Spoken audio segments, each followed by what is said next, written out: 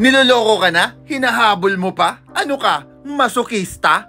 Pag-usapan natin yan. Ano, game?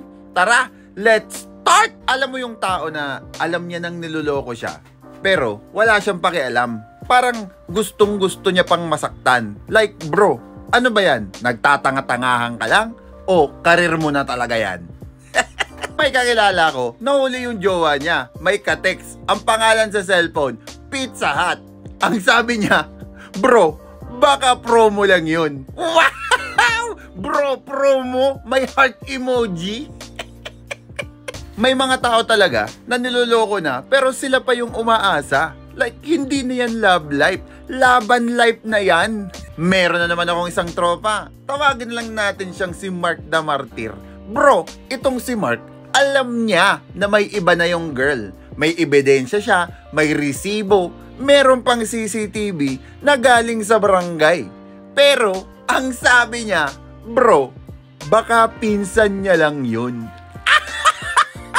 Pinsan na naghahalikan at nagmomotel? Wow! Incest ang labanan!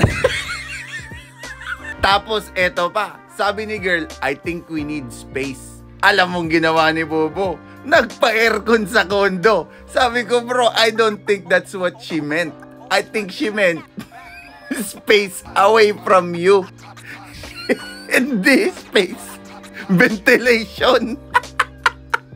Alam mong mas masakit? Dinadalhan niya pa ng Starbucks yung babae. So, tinanong ko siya, bro, paborito niya ba yan? Sabi niya, bro, hindi ko alam, pero baka matandaan niya ako pag natikman niya. Syempre, ako to. Ang sabi ko, gusto mong maalala ka? Lasunin mo yung kape.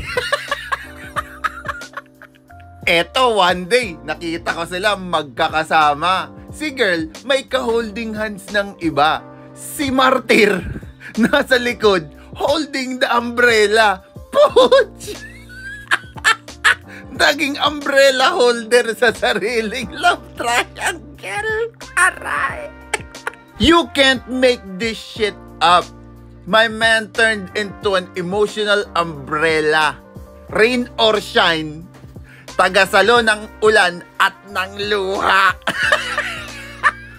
Pero in fairness, itong si Mark, loyal. Loyal sa sakit, loyal sa stress, and loyal sa delusion.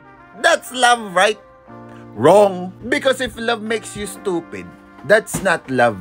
That's a scam. And you, sir, are the emotional Gcash. Kaya kung nangyayari sa inyo to, at alam nyo'y kayo'y niloloko, hiwalayan nyo na. Kasi kung tatanungin nyo ko, mas okay sa akin ang mag-isa kaysa makipaghati sa iba. Diba? Peace out.